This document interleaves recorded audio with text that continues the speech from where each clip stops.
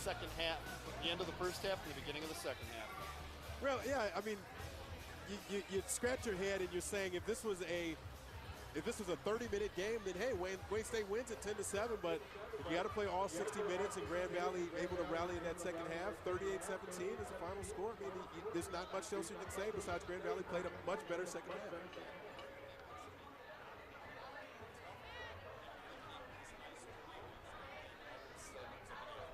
Yeah, I call it the snowball effect of once they started getting some scores going, they just couldn't do anything to stop it. And Wayne State's defense had played so well in that first half and just didn't have an answer coming out after halftime. Grand Valley got right back on the board. They got a turnover to add to that, and that was just the story of this game. Wayne State didn't have the offense in the second half to really pull this one out. Still, the Warriors were able to get out first.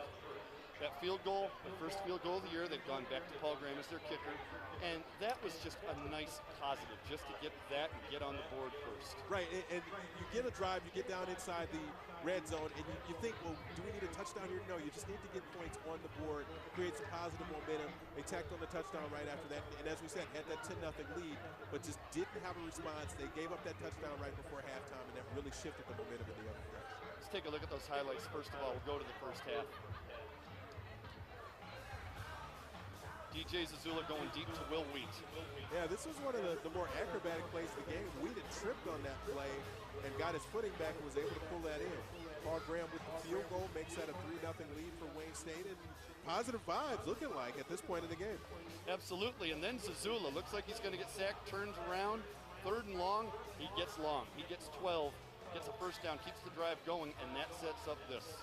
It's just a nice little slant inside to Manny Mendoza. Mendoza absorbs that contact, gets his way into the end zone, and the Wayne State faithful are feeling like the streak is going to end with a 10-0 lead. Absolutely, and then Grand Valley able to march down the field right before halftime and get on the board, and still Wayne State's going in with the lead, but Matt Williams on that slant pattern from Bart Williams gets it in there, and the Lakers are on the board at the break. Right, you feel a little bit uneasy about it because, again, the defense had played so well. They got a couple of stops in that first half and didn't let Grand Valley get on the board right until that 50-second mark.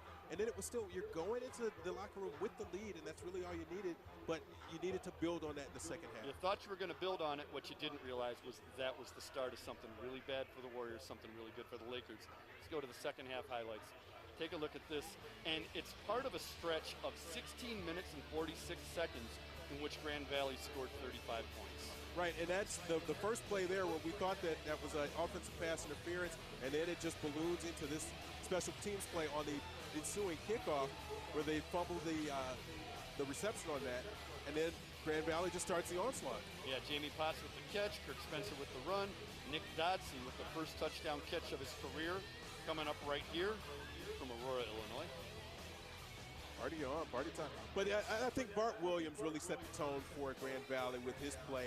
Over 300 yards passing, 4 touchdown passes. Here's another one here to Bean. And I mean, at this point, the train is just going, and Wayne State's defense, which had been on the field for so much of the second half, just didn't get a good break.